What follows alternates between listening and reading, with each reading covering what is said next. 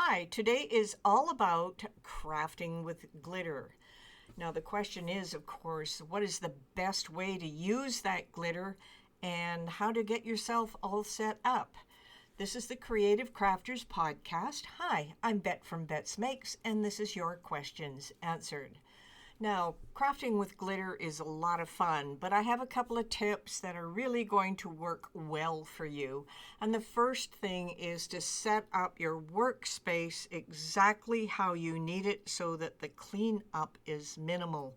And with glitter that gets everywhere, you want minimal cleanup.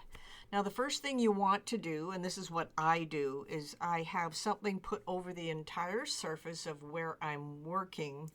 And that could be a large piece of paper, it could be a tablecloth, it could be anything that's going to capture the excess glitter just in case it goes beyond my little workspace. Second thing is I usually use a 12 by 12 piece of cardstock. It could be smaller, it could be 8.5 by 11, and that's going to go directly in front of me, and that's the space where I'm going to work with my glitter. That way, once I'm finished, I can place all the extra glitter on that sheet and then get it back into the container where I took the glitter from in the first place. We really want to make cleaning a breeze. You absolutely want to make it easy on yourself. Now, there's a couple of ways to play with glitter. Of course, there's glitter paint, but I like the sprinkle glitter.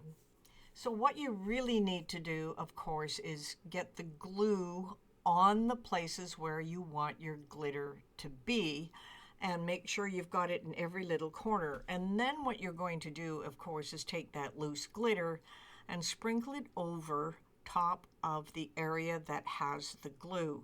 Now you're going to have to mush it around a little bit. Sometimes you have to pick it up and jostle it around so that it's going to stick to the entire glue. And then once you've got everything on it, you're going to take it and put it on its side and tamp it down on that large 12 by 12 piece of paper and get off the excess. And then before you do any cleanup, take a look at your project. Make sure that your glitter is everywhere that you want it to be. If you've missed any pieces, you're going to hold it in your hand and then just add the extra. But all the pieces that are going to fall off, you want to tamp it down onto your table, onto that big piece of cardstock that you have put underneath. Once you have it tamped down and you figure all the loose bits are gone, move your project off to the side and then simply take that 12 by 12, sort of fold it in the middle and then put it back into the container. Now that will take care of about 95% of that extra glitter that you've put on your project.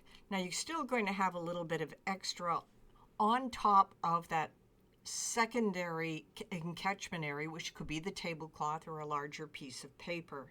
Now you're going to do the same thing. You're going to gather that up, try to shake it into the middle, and then you are, of course, going to then scoop it up and put it into the container that you had. Now, if you have any extra beyond that, make sure you vacuum it up.